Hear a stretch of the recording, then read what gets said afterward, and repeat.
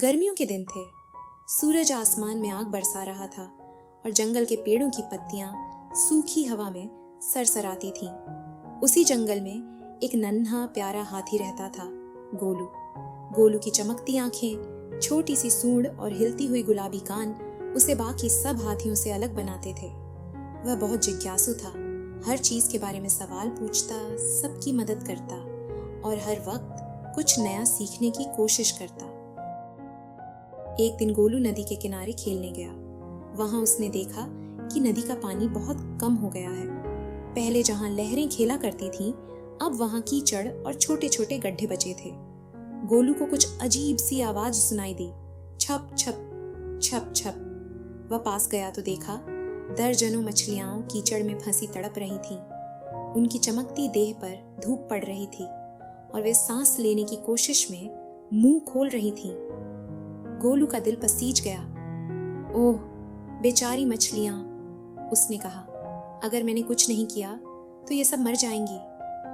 वह सोचने लगा, क्या करूं? थोड़ी देर बाद उसके मन में एक विचार आया। वह भागा और अपनी सूंड में थोड़ा पानी भरा, फिर आकर मछलियों पर डाला। कुछ मछलियां फिर से हिलने लगीं। गोलू ने राहत की सांस ली, लेकिन पानी तो बहुत कम था। नदी का बचा हुआ पानी भी सूख रहा था।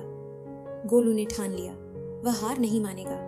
वह बार बार नदी के गहरे हिस्से से पानी लाकर मछलियों पर डालता रहा। सूरज ढलने लगा, पर गोलू का हौसला नहीं ढला।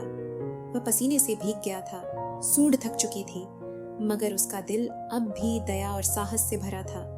धीरे धीरे कुछ मछलियां फिसलकर पानी के गहरे हिस्से तक पहुंचने लगीं। गोलू खुश होकर चिल्लाया, जाओ जल्दी, नदी में लौट जाओ। शाम तक गोलू ने लगभग सभी मछलियों को बचा लिया। फिर थक कर वहीं बैठ गया। आसमान लाल था, हवा में ठंडक आने लगी थी।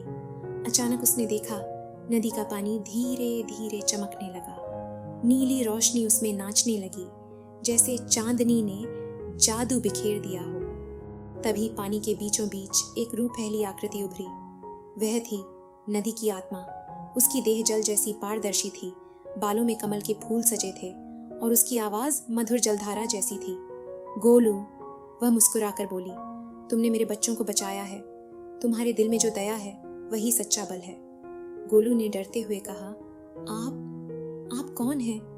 नदी की आत्मा बोली, मैं इस नदी की रक्षक आत्मा हूँ। जब कोई सच्चे मन से भलाई करता है, मैं उसे देखती हूँ। आज तुमने बिना किसी स्वार्थ के मछलियों की जान बचाई है, इसलिए मैं तुम्हें आशीर्वाद देती हूँ। गोलू ने विनम्र होकर सिर झुकाया। आत्मा ने अपने हाथों से एक बूंद जैसी चमकती रोशनी उठाई और गोलू की सूंड पर रख दी। अब से उसने कहा, तुम्हारे भीतर साहस और बुद्धि का वरदान रहेगा। जब भी तुम किसी संकट में फंसोगे, तुम्हारा दिल तुम्हें सही रास्ता दिखाएगा। इतना कहकर आत्मा गायब हो गई। नदी फिर से भरने लगी, जैसे किसी ने दूर पहाड़ों से बादलों को बुला लिया हो। पानी का कलकल संगीत फिर से जंगल में गूंज उठा।